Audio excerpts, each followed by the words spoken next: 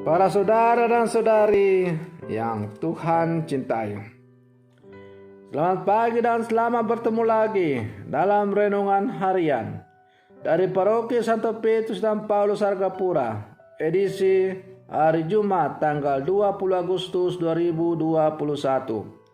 Hari ini Gereja Semesta memperingati peringatan wajib Santo Bernardus Abbas dan pujangga gereja. Mengawali hari yang baru ini, kita hendak mendengar dan merenungkan sabda Tuhan. Marilah sebelum kita mendengar dan merenungkan sabda Tuhan, kita berdoa. Dalam nama Bapa dan Putra dan Roh Kudus. Amin.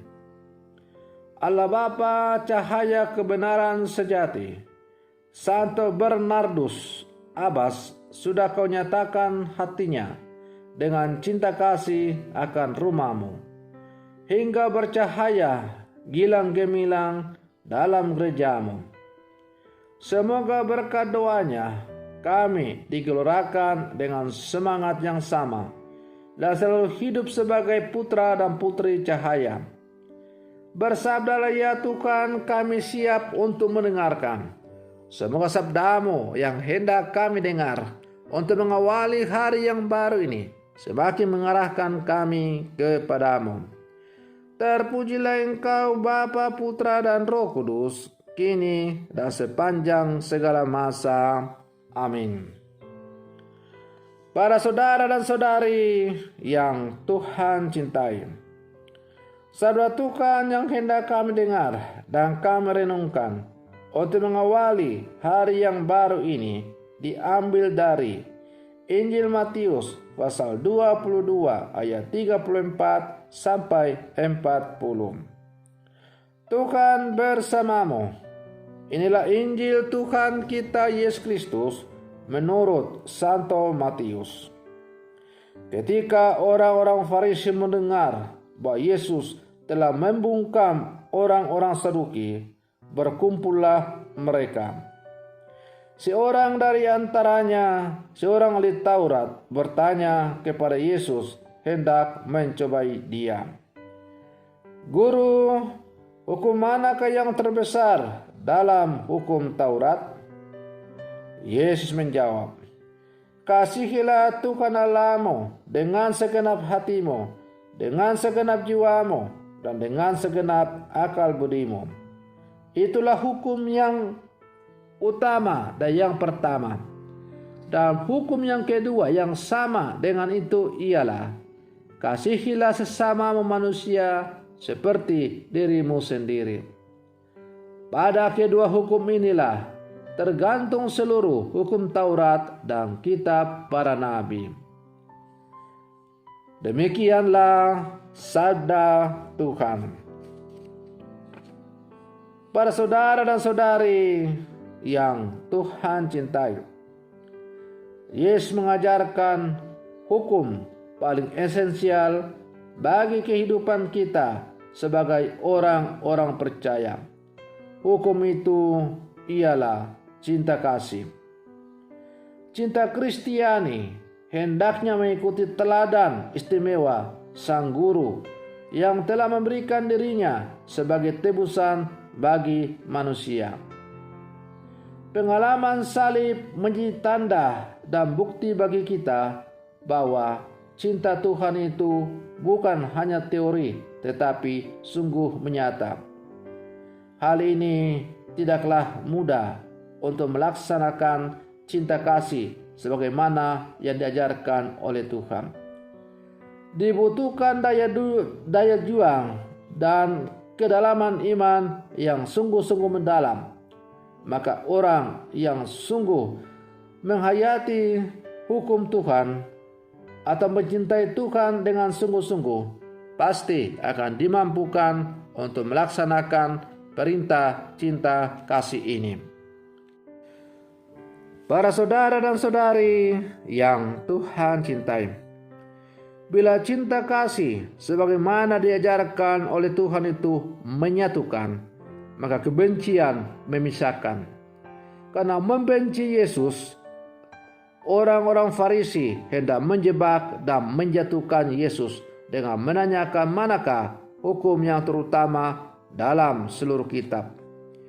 Dengan mengatakan kasihilah sesamamu manusia seperti dirimu sendiri, Yesus sekaligus menyindir dan menunjukkan kegagalan orang-orang Farisi dalam menunjukkan hukum yang terutama itu.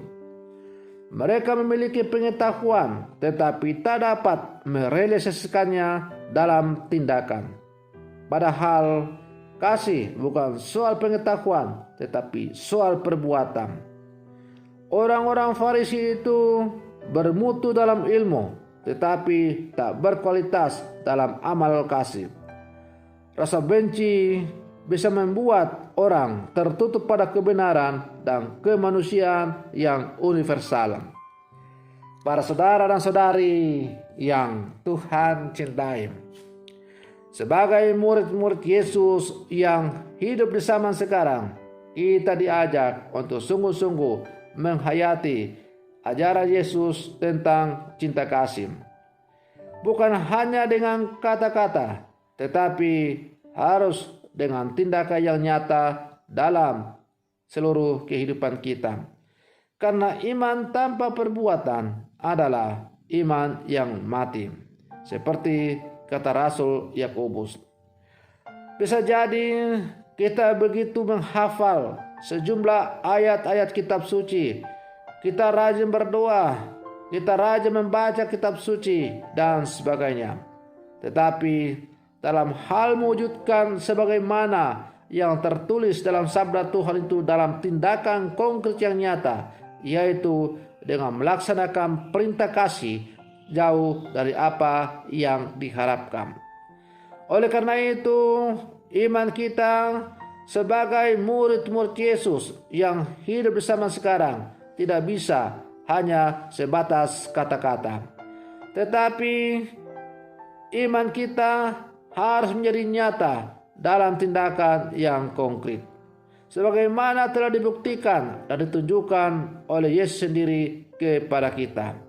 Ia bukan hanya mengajar dengan kata-kata kosong, dengan kata-kata hampa, meskipun kedengarannya indah. Tetapi ia melaksanakan segala yang ia ajarkan itu dalam tindakan yang nyata. Para saudara dan saudari yang Tuhan cintai, maka sebagai murid-murid Yesus yang hidup di zaman sekarang, kita diajak untuk sungguh-sungguh semakin menghayati hidup panggilan dan karya kita sebagai murid-murid Yesus yang hidup di zaman sekarang. Apakah benar ajaran cinta kasih sebagai hukum tertinggi yang diberikan oleh Yesus kepada kita, kasih kepada Allah dan kasih kepada sama, sungguh sudah menjadi nyata dalam seluruh kehidupan kita. Kasih kepada Allah harus menjelma dalam kasih kepada sesama. Kalau kita menyatakan kita mengasihi Allah tapi membenci sesama, maka adalah sebuah keniscayaan. Sebaliknya juga kalau kita mengatakan bahwa kita mengasihi sesama tetapi kita membenci Tuhan, maka juga adalah sebuah omong kosong belaka. Ajaran cinta kasih yang diberikan oleh Tuhan kepada kita ibarat satu uang yang memiliki dua sisi. Uang itu apabila satu sisi tidak ada, maka uang itu tidak ada gunanya. Maka demikianlah hukum atau perintah kasih yang diberikan Tuhan kepada kita. Kita sungguh-sungguh harus wujudkan kasih kepada Allah dan kasih kepada sesama.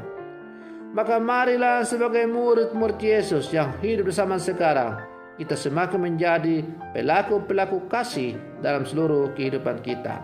Semoga dunia semakin diwarnai oleh kasih Allah, sehingga damai sejahtera di muka bumi semakin terwujud. Semoga demikian. Selamat pagi, Tuhan Yesus memberkati.